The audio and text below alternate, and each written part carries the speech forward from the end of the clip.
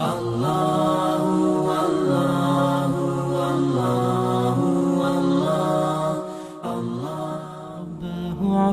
إني للنور مدت يدا عبده ورسوله أما بعد محمد رسول اللہ صلی اللہ علیہ وسلم کو اللہ تعالیٰ نے مکی زندگی میں مدینہ کو ہجرت کرنے سے پہلے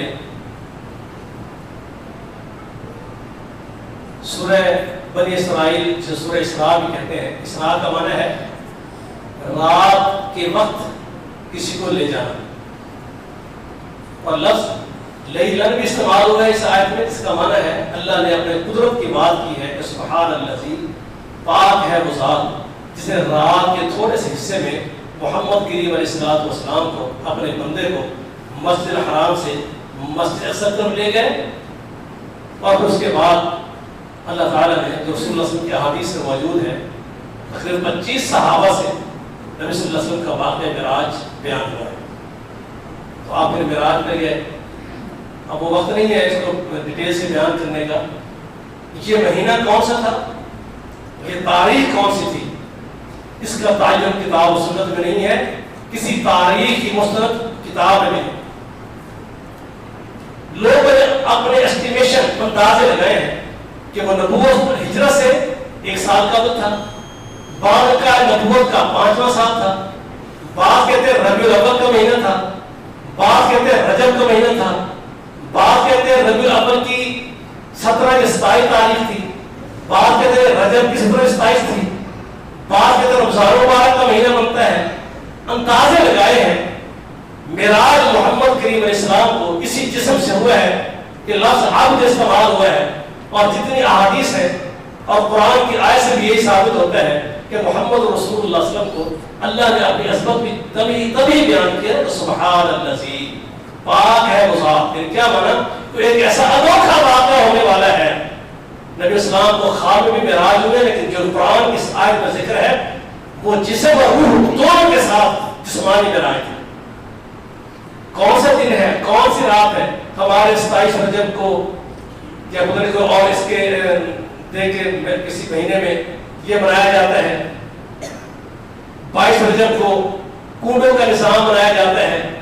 حضرات یہ سب اللہ کے دین سے بغاوتے ہیں، کوئی کنڈوں کی حقیقت اللہ کا دین نہیں۔ امام جعفر صادق رحمۃ اللہ علیہ کے نام سے جو کچھ کیا جاتا ہے یہ سب اللہ سے بغاوتے ہیں۔ یہ رجب کے مہینے اللہ کے نبی کے زمانے میں آئے، اللہ کے پیغمبر کے صحابہ کے زمانے میں آئے، خود ائمہ اطہار کے زمانے میں آئے، کوئی ہمیں ایسی بات نہیں ملتی۔ جھوٹ گھڑ کر لوگوں نے کھانے پینے کے پروگرام بنائے۔ اللہ کے پیغمبر معراج پر گئے، حضرت عائشہ رضی اللہ تعالیٰ عنہ کی حدیث سے بات کرتا ہوں، سیدہ عائشہ فرماتی ہیں، مسروق تابعی ہیں، حضرت عائشہ کی شاگرد ہیں، آخر کہتے ہیں امی جان محمد کریم علیہ السلام نے اللہ کو دیکھا ہے، صحیح بخاری حدیث ہے۔ حضرت عائشہ رضی اللہ تعالیٰ عنہ فرماتی ہیں کہ تیرے سوال سے میرے جسم کے رونگٹے کھڑے ہو گئے۔ تو نے قرآن نہیں پڑھا کہ لا تدرک الابصار وہو یدرک الابصار؟ تو نے قرآن نہیں پڑھا کہ کائنات کی کوئی آنکھ اللہ کو نہیں دیکھ سکتی؟ اور میں اصل میرے بھائیوں سوچنے کی بات ہے، محمد کریم علیہ السلام کے بستر پر پاک اور اطہر زندگی نبی کے ساتھ گزارنے والی حضرت عائشہ رضی اللہ تعالیٰ عنہ صحیح بخاری میں فتویٰ صادر کرتی ہیں کہ جو شخص تم سے کہہ دے کہ محمد کریم علیہ السلام نے ان زہری آنکھوں سے اللہ کو دیکھا ہے وہ جھوٹ ہے۔ جو یہ کہہ دے کہ محمد رسول اللہ صلی اللہ علیہ وسلم کل آنے والے دن کے حالات کو جانتے ہیں اللہ کی وحی کے بغیر، آنے والے حالات کو کل کیا ہوگا محمد دین جانتے ہیں صلی اللہ علیہ وسلم، تو وہ جھوٹا شخص ہے۔ وَمَا تَدْرِي نَفْسٌ مَاذَا تَكْسِبُ غَدًا؟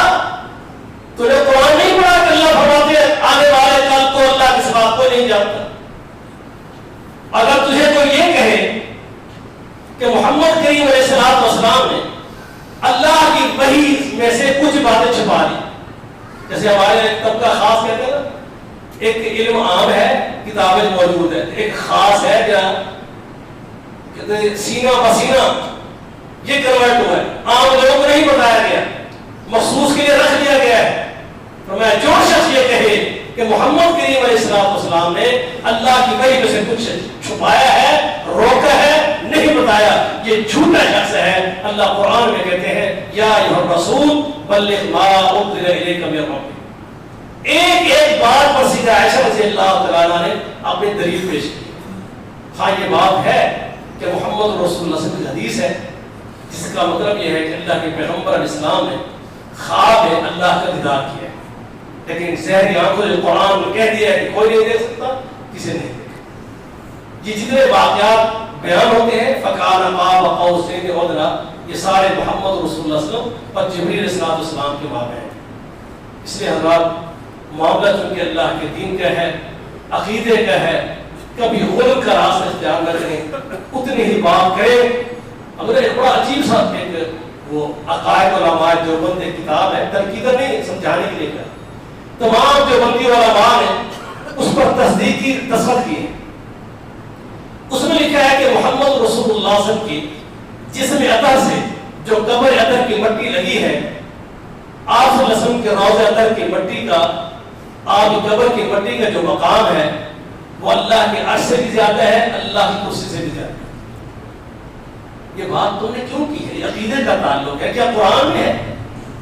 اللہ کے رسول نے فرمایا ہے کہ صحابہ میں سے کسی نے یہ بات کی ہے؟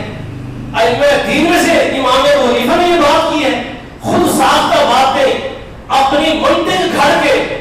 اب منطق کیا ہے؟ معاذ اللہ کہتے ہیں اللہ کا تو وجود کوئی نہیں ہے, نبی اسلام کا وجود ہے, نبی صلی اللہ علیہ وسلم جسم اطہر مٹی سے ٹچ ہے, اللہ کا وجود کرسی سے اور عرش سے ٹچ نہیں ہے. تو یہ باتیں تم کیوں کرتے ہیں؟ اتنا مان لو اللہ کو جتنا اللہ اس کے رسول نے بتا دیا ہے, آگے زبانیں خاموش کر کر, ورنہ قیامت کے دن ان زبانوں کو پکڑ کر اونٹے تو جہنم میں ڈالا جائے. وہ بات کیوں کرتے ہیں؟ اللہ کی ذات اور اس کے نبی پر کیوں کرتے ہیں؟ یہ بدعقیدگی خلد ہے, مبالغہ آمیزی ہے. اسی مبالغہ آمیزی نے عیسائیوں کو برباد کیا.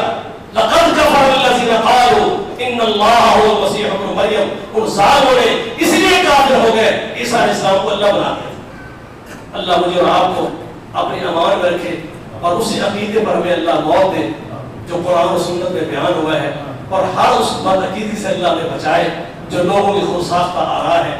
اللہ مجھے اور آپ کو ہمارے قسم کی روحانی اور جسمانی بیمار شفا عطا